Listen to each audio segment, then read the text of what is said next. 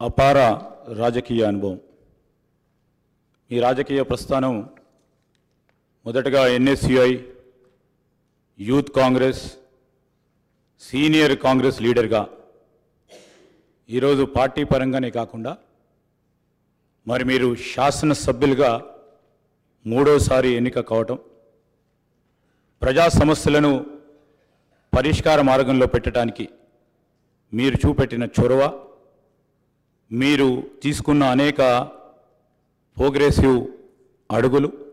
తప్పకుండా మరి ఐడియలిస్టిక్గా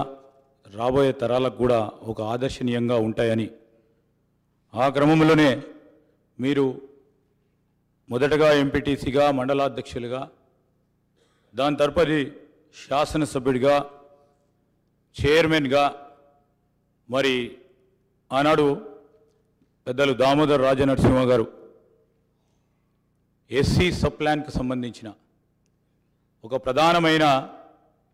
విధానపరమైన నిర్ణయం దేశ చరిత్రలో నిలిచిపోయే ఆ నిర్ణయంలో ప్రధాన భాగస్వాములుగా మీరు నిలవటం, ఆ క్రమేణా మీరు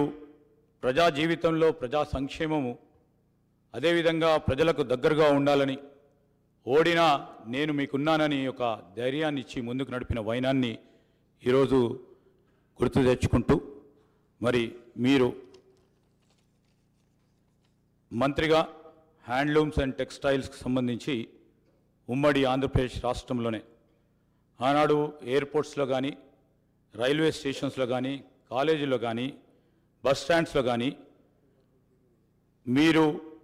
హ్యాండ్లూమ్స్ను ఎంకరేజ్ చేయాలని, ప్రోత్సాహం చేయాలని స్టాల్స్ పెట్టడం, ఆ క్రమంలో హ్యాండ్లూమ్స్ అండ్ టెక్స్టైల్స్కి సంబంధించిన వారన్నిటిని కూడా ఆదుకోవాలనే మీ ప్రధానమైన ఉద్దేశాన్ని ఈ సందర్భంలో మరి జ్ఞప్తికి తీసుకొస్తూ, రాబోయే కాలంలో కూడా మరి ఇప్పటివరకు కూడా ఒక మంచి సాంప్రదాయాన్ని మూడవ శాసనసభకు సంబంధించి, తెలంగాణ శాసనసభకు సంబంధించి ఒక మంచి సాంప్రదాయాన్ని ఏర్పాటు చేయాలని సభానాయకులు మరి ముఖ్యమంత్రి గారు ప్రతిపాదించిన మీ అభ్యర్థిత్వాన్ని మేము కోరగానే టీఆర్ఎస్ పార్టీ వారు కానీ, అదేవిధంగా ఎంఐఎం పార్టీ వారు కానీ, అదేవిధంగా ఈరోజు బీజేపీ పార్టీ వారు కానీ మేము ఒక మంచి సాంప్రదాయాన్ని నెలకొల్పుదాం, మన రాష్ట్రాన్ని ఒక ఆదర్శనీయమైన రాష్ట్రంగా శాసనసభ వ్యవహారాలకు సంబంధించి ముందుకు తీసుకెళ్లాలని వారి ఆలోచనకు మేము కృతజ్ఞతలు తెలియజేస్తూ, అదేవిధంగా గౌరవ శాసనసభ్యుల హక్కులకు సంబంధించి మీరు కూడా శాసనసభ్యుడిగా వారికి సంబంధించి మరి రాజ్యాంగంలో వారికి కలిగించిన హక్కులను కాపాడే ప్రతి క్రమంలో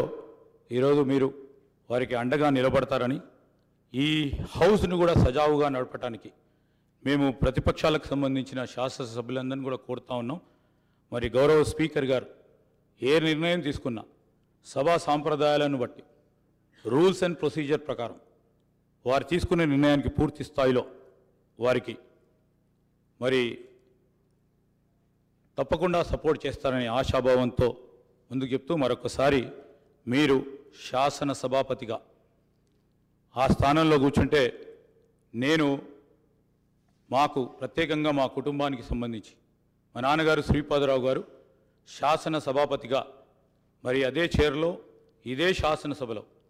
మరి అనేక సంవత్సరాలు శాసన సభాపతిగా వారు ఈ శాసనసభను నడిపించిన వైనాన్ని ఒకసారి జ్ఞప్తికి తెచ్చుకుంటూ,